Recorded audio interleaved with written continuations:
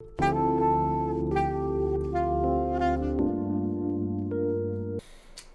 there a story that you feel is most important to you that you would like to share? Gosh. I think probably the most important thing is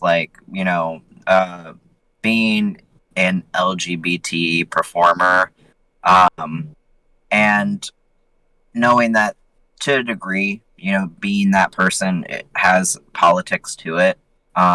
Because not and no matter how mainstream it gets, there's always going to be people that are going to be like, that is messed up. How dare a drag queen read to a kid in a library? That is sexual or something like that. Mm-hmm. Not everyone's going to like what you do. But I think also, being a trans person, being able to do drag was kind of also the first way that I was able to have that validation of like experiencing like manhood in a safe environment in a community. And I think that like if maybe you're somebody that's, listening to this and you're in that realm of like questioning things, as everyone has to have that period too.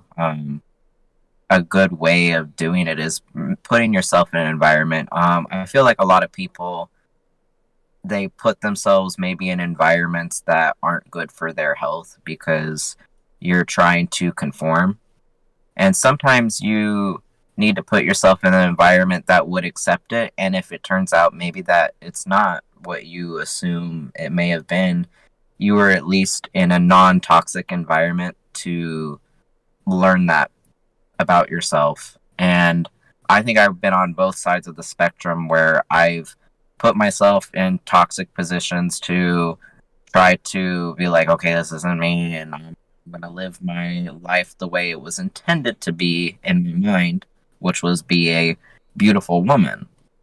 But once I put myself in an environment that embraced me, no matter if it turned out that wasn't going to be the right decision, that I would be safe and feel not judged in making that decision, essentially. I think that's probably where like a lot of kids uh, have mental, health issues going on nowadays. Because my generation, uh, I still feel like I grow up with trans people not having like that much acceptance because, I'm an independent person now. Like if I want health insurance, I'm in a position where people could discriminate, but people who are younger than me, they could still be on their parents' health insurance. They have the ability to have parent support, and a lot of like Gen Z folks, they're living in a world that is becoming more accepting of trans people. Obviously, there's not like the full 100. I mean, obviously, Florida right now, you may have heard that we have the "Don't The Say Gay" ban. bill. Yeah, That's the happening. Yeah. bill. Ooh.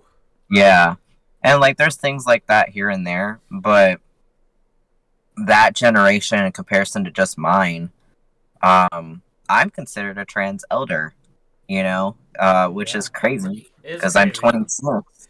Yeah, I'm 26 years old, and I'm like, I for some reason I'm still part of the ancient trans crowd because my generation of people, there are significantly more that are dead, Mm. That's than these true. younger kids, and it's because my group lived where it might be okay to come out as gay, but God, you come out as trans, you're a sexual Yeah. predator. You can't be going into that bathroom and things like that. And these kids are being around other kids that they're like, you know what? That's cool. I'll be in front of the stall for you if need be. Things like that. And there's that encouragement. You know, so I think that because I can see that those kids have more spaces for less toxic environments is what's going to cultivate that growth. So I would just say if you're debating on it, or you're trying to figure yourself out, my best advice is to put yourself in that community, and grow from there or not, or not grow because sometimes you may not have to.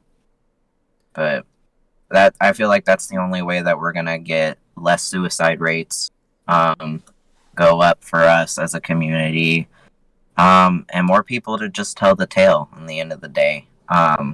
Because I think that, ooh, it was a long-winded one for sure, but um, I know that I don't have a lot of elder gays in my area because everyone, well, most people passed away when the AIDS and HIV epidemic started.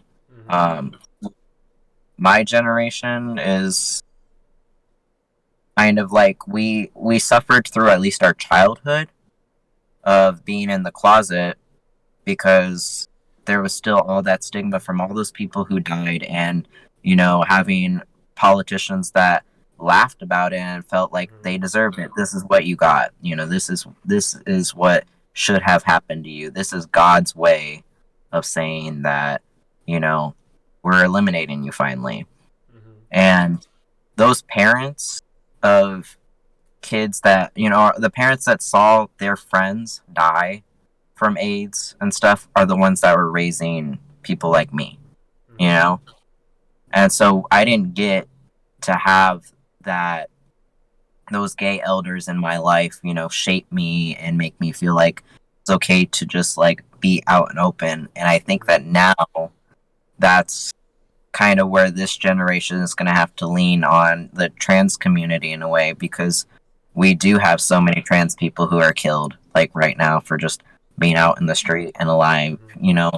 they're walking around, um trying to make fun of gay people with politicians and shit. That's not working anymore, Mm-hmm. because you can get married. So what's the next thing they have to do? What's the next thing they have to tear down? It's all about tearing down the trans community, particularly at this point. Yeah. So it's just kind of like that reoccurrence that I think we're going to constantly get. I think the next one is going to be for non-binary people, even though they're trans as well. But Mm-hmm. I think that you're going to get binary trans people accepted far more than non-binary people will. Yeah, I think It's going to so. take much longer for them to get that acceptance. And it's just going to be a generation after generation of trying to conform to not get hate crimed. Mm-hmm. But if you find that community, you can get what you need to at least have the mental health and the courage to live authentically. Listen to the full episode on all major platforms.